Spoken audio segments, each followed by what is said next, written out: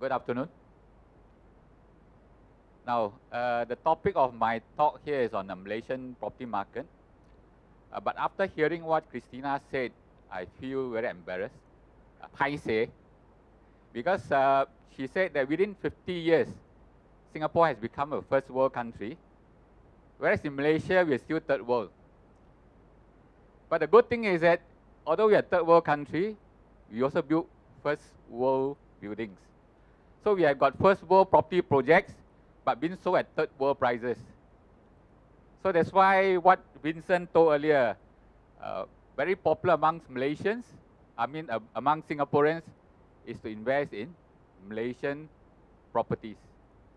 But you look at it, even KLCC prices, not the really top end, but KLCC prices is only equivalent to your Singaporean HDB flat prices when you convert.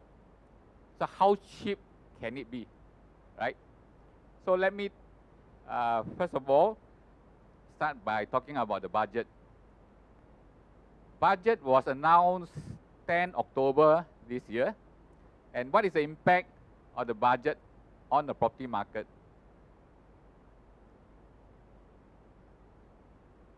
Boring, yeah. Why? It's basically the impact is not really much. I hope there's no officer from the Prime Minister's department, because nowadays the government likes to charge people for sedition. So I hope I can still go back to KL this evening. Anyway, the thing is this. The last budget last year, the government introduced a number of cooling measures. Basically because government is concerned that property prices have gone up too high, too fast, and they were trying to arrest these price increases. So during the last budget, there were a number of cooling measures, and this were actually introduced to bring down property prices. But during this recent budget, luckily we didn't have any more new measures, but neither did it have any stimulating measures. So it's a very neutral sort of a budget as far as the property market is concerned.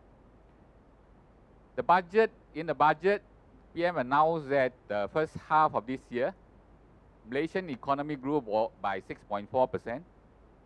But for the balance of the year, government is saying that it will probably slow down. So overall, we will probably notch about between 5.5% to 6% growth, which is not bad. Yeah. So it has the right ingredients for a good property market, still stable. The other thing is that the government has reduced the income tax rate. So those people who are earning 4,000 ringgit and above, and you have a family, you actually don't need to pay tax anymore.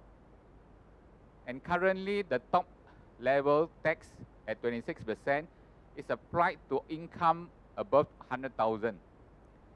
But next year onwards, it will be reduced. So the top threshold will be brought up to above 400,000. So between 100 to 250,000, you'll be paying 24% on that income bracket.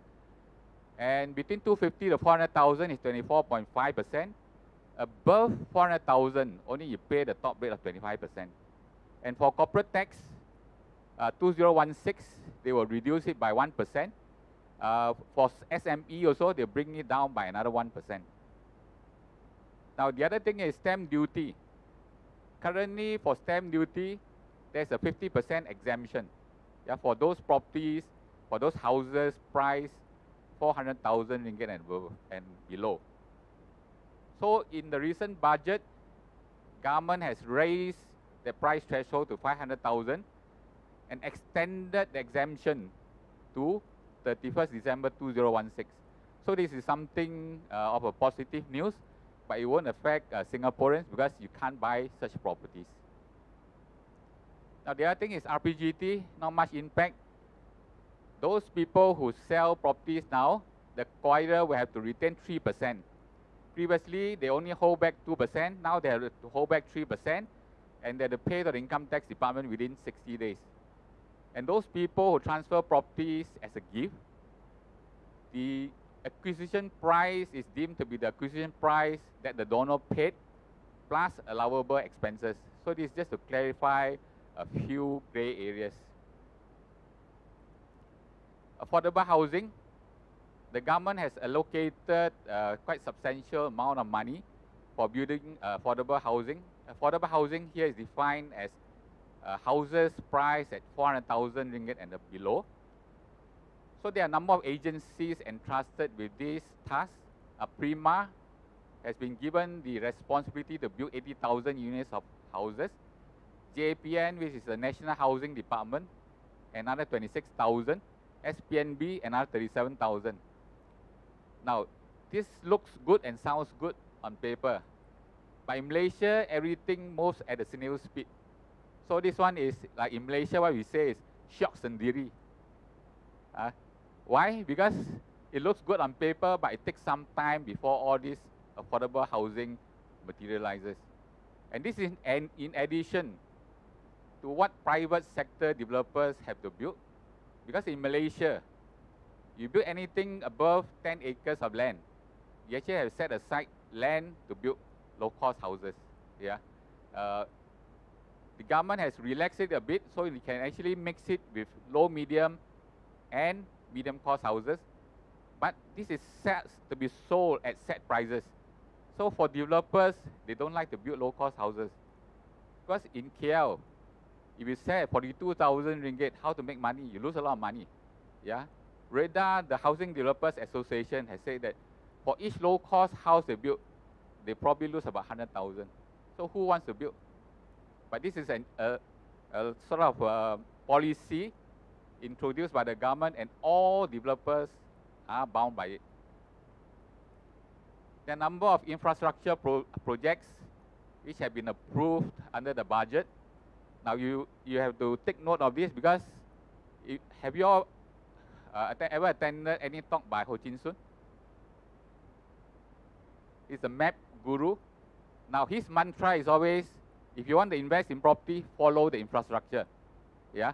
So these are the new infrastructure projects, and along the way, just like your MRT, any of those housing schemes near the interchanges, I think this will benefit from improved accessibility, and prices of those properties will go up. So likewise, all these new highways, new LRT, new MRT, this will actually benefit land around this area. This will also benefit property prices around this area. And some of those highways will be the Suki Highway. This will be the Sungai Besi to Ulu Klang Expressway. Yeah. Dash Highway, Damansara Shah Alam Expressway. Currently, a bit of objections, because Malaysians are like this. Malaysians always ask the government, I want improved infrastructure, reduce traffic jam. But when the government review the plan, put a new highway here, then they object. Why? Because the highway run across the house. As long as the highway run across my neighbor's house, my mother-in-law's house, is okay, but not my house. So when will this be implemented? You have to go through this objection period and so on. But these are all approved under the budget. The other thing is that the East Coast Railway, this has been upgraded. MRT2, so from Sungai Buloh, Selayang, up to Putrajaya, this has been approved. And there will also be a LRT3, which will link this Bandar Utama right up to Shah Alam and Klang. Now, some of you, I understand from Vincent, are very interested to find out what will be the impact of the GST on the property market. Now in Malaysia, a lot of policies are made, but we are not so transparent, so a lot of gray areas. So even us consultants, we do not know everything, and I do not claim to be a tax expert, but this is what we have been told. Now GST will only apply to commercial and industrial properties. Yeah, GST is only imposed on anything which is designed and used as commercial or industrial premises, including land. Now for land which are approved for residential purposes, condos, service apartments, even if it is sitting on commercial land, if it is used for residential purposes, then this is classified as residential, and there will be tax exempt. Now there's a difference between tax exempt and zero rated. For tax exempt, the buyer doesn't need to pay GST, but the poor developer actually have to pay GST to the contractor, to the consultants, to the building material suppliers. So for those GST tax exempt, there is actually an increase in cost to the developer. And the developer has estimated that the cost will probably increase by about 3%. And some of them are now actually trying to pull this cost onto the prices. So house prices will likely see an increase because of this.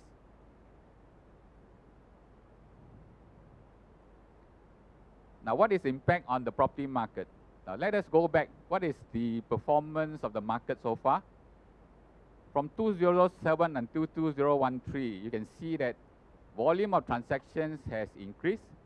2013, we actually saw a 23% increase in the number of transactions compared to 2007. But you look at the value of the transactions, it's gone up by about 100%. So what does that mean? It means that average house prices have gone up significantly. And that's why the government is very concerned, very worried. It can cause them to lose an election, so they have come in to take measures to bring down property prices. And the other thing is house prices have gone up in all states. Yeah, not only KL, not only Penang, Johor property prices have also gone up within the last 2-3 years. And prices of all house types, yeah, all house types have gone up. Of course, landed properties being in short supply, detached houses have enjoyed the highest rate of increase. There is also influx of foreign property developers to Malaysia, in particular Iskandar Malaysia. There is also influx of foreign buyers into Malaysia. We have seen a lot of the investors from China coming in, competing with you Singaporeans to buy properties. But after MH370, we actually saw a drop in the numbers. They're probably scared to fly, and taking a boat will take them 1 month, so they probably won't come. But over the past 1-2 months, we are seeing a little bit of increase in the numbers of investors from China coming in.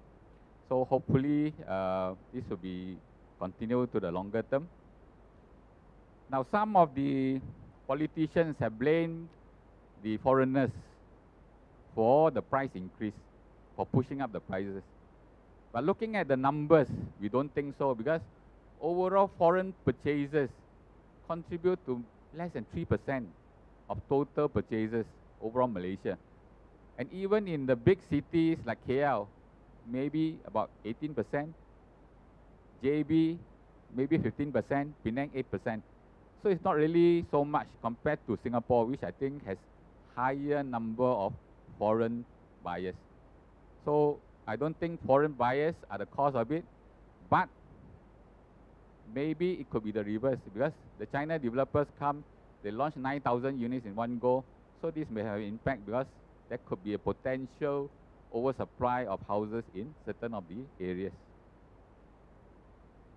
Now, because of the concern about rising property prices, the government has introduced a number of cooling measures. 2007, government has exempted RBGD, but 2010 is brought back RBGD from 5% increase to 10% and further increase. Introduce a 70% cap on the loan that you can take if you buy your third property onwards.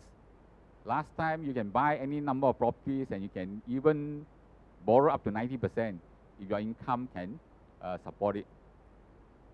Loan eligibility now is based on net income, similar to Singapore.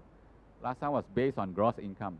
Now this has a big impact on the person's borrowing capacity. Just imagine 1 million, you take a 90% loan, you need to come up with 100,000. But if the bank tells you you only get 70%, you come up with 300,000. So there's a lot of money. Yeah. So there's a reason why a lot of people, they book, but after checking the banks, they pull out because they can't find the loan that they want.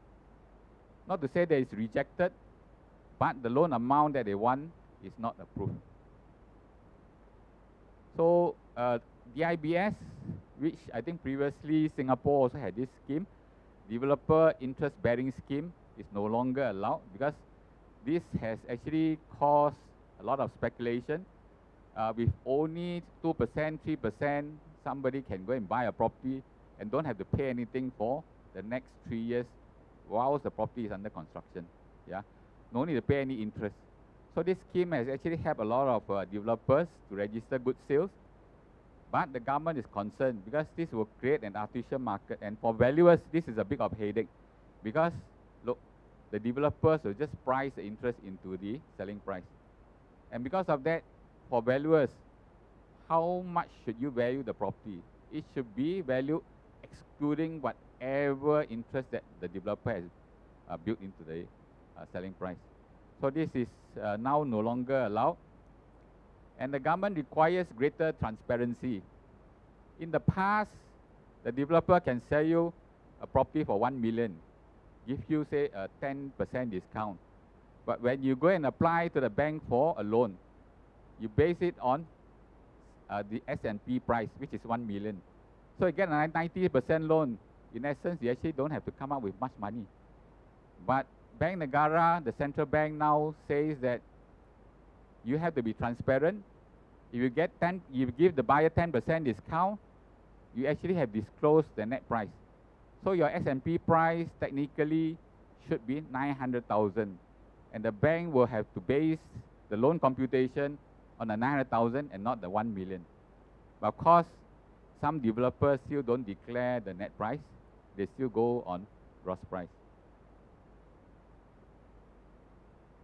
And the other thing is GST will be implemented effective 1st April 2015, and it's no April's day joke. Minimum price thresholds have increased. Now it's 1 million for all properties.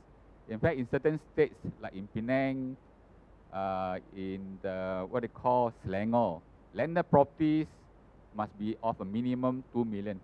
Yeah, generally across the country is 1 million, but landed properties in Selangor, in Penang has to be above 2 million ringgit.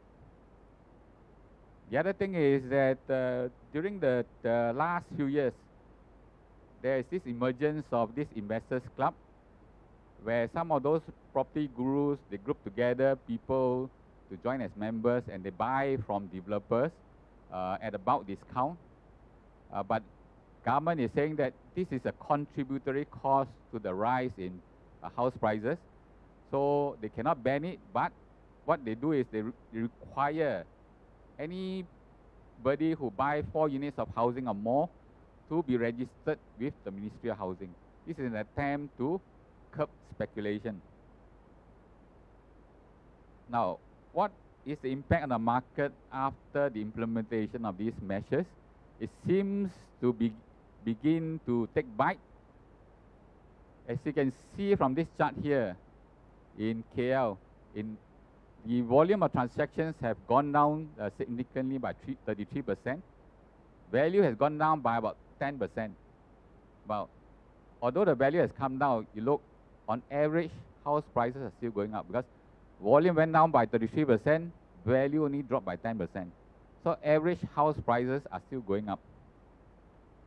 In Penang, volume dropped by 21%, but value still went up by nearly 5%.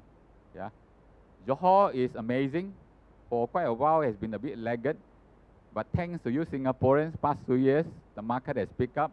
You can see here, volume of transactions have went up by 7%, but value of the transactions went up by nearly 80%. Yeah, amazing. Whether this will continue or not, yet to be seen. But I think there's a lot of concern expressed today that there is going to be an oversupply, so investors are a bit cautious. So I think the rate of increase will probably slow down a bit. The primary market, which is the developer sales, have gone down more than the secondary market sales. It's gone down by about 32%, whereas secondary market sales has gone down by only 3%. Yeah, and the new launches, The sales take-up rate has also gone down by about 2%. Yeah. So overall, the cooling measures seems to have an impact on cooling the market. House prices continue to go up, but at a slower rate. Before this, house price increase were in the double digits. But since the third quarter of 2013, the rate of increase has gone down, and in the most recent quarter, second quarter of 2014, the rate of increase is only 6.6%. And coming into 2014, the first 2 quarters of this year, Selangor and KL, we have seen a decline in the volume of transactions, although Penang and JB still recording a slight increase. Nevertheless, value of transactions in all these markets have gone up. Yeah, so it shows that prices are still holding up, prices are still going up. So what is the conclusion on the effectiveness of all these cooling measures? Yes, it has curbed speculation. Nowadays, we don't read in the paper so much about all those investor club seminars. In the past, they always advertise in the papers, oh, they're going to have this seminar on how to invest in properties and so on and so on. But lately, we have seen less of this. And the volume of transactions have gone down, but prices have still not come down. Whether the government is happy with this state of situation, we do not know, but the fact that it has not introduced any new measures in the recent budget means that the government could be satisfied with what is happening. Yeah, unlike in Singapore, prices have come down, but the government is still maintaining the cooling measures. What is the outlook for 2015? Now, Malaysia is a very open country, export a lot of products. So whatever happens overseas will have a big impact on the Malaysian economy and the property market. And look at globally, growth estimates by IMF has brought down the growth estimates because the first quarter of this year, a lot of countries, there seems to be a sort of economic slowdown. US is recovering, a little bit slow, but it's recovering. First quarter of this year, in fact, went negative, but the second quarter recovered with 4% growth. So the other thing is that if US economy recovers, it's a bit of a problem for emerging countries like Malaysia, because what this means that there could be an outflow of funds back to US. Yeah, so this will have impact on the property market, on the stock market, and overall lead to some slowdown in the property market.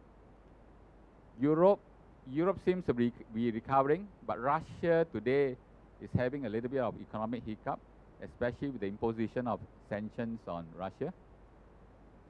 This Latin America, Argentina, second default in 13 years. Brazil has missed its economic forecast, and there's fear of a contagion effect.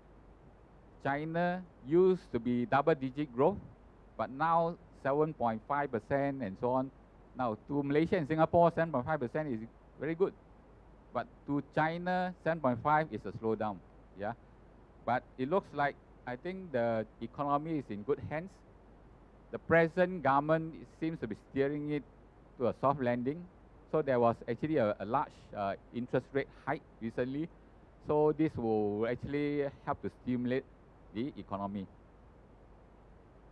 ASEAN region, interesting to note that in 2014, all the major ASEAN countries is expected to suffer a bit of a slowdown in terms of growth, except for Malaysia.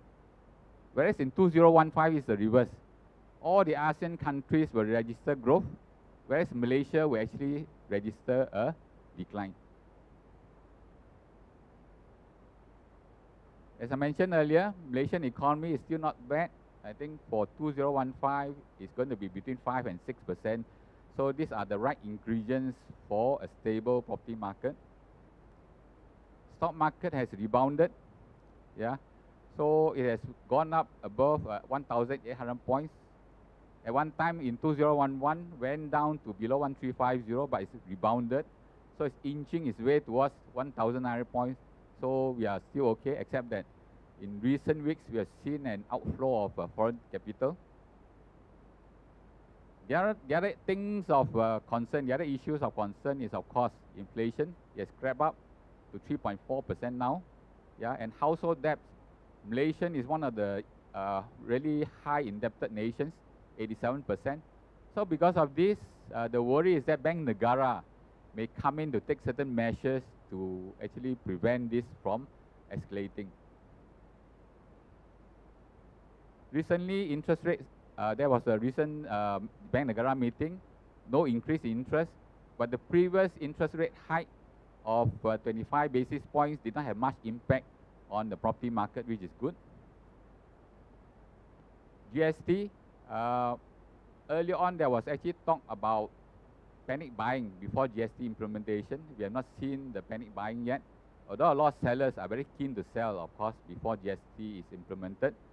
And some developers have started to price in GST in projects that they are selling now, but which are going to be built next year. Drop in oil prices, this may have impact on building material prices. This may have an impact on construction costs, so which is positive. But on the negative side, Malaysia's economy depends heavily on oil revenues. And if next year Petronas will contribute less to the nation, it will have less money to spend on infrastructure. The good thing about Malaysia is that more than 65% of the population is within the age group of 15 to 64, and these are the economically active group. These are people who will be in the market to buy houses. Home ownership in Singapore, home ownership is above 90%, but in Malaysia it's only about 75%, so there's still room for growth, room for people to buy houses, to own houses. So overall, we feel that for this coming year, volume of transactions will probably decline a bit further. Why? Because of financing issues. I've talked to a lot of developers. After booking, they actually see a dropout rate of between 10 to 30%, because after paying a deposit, when they go and find the banker who used to be so friendly, now not so friendly.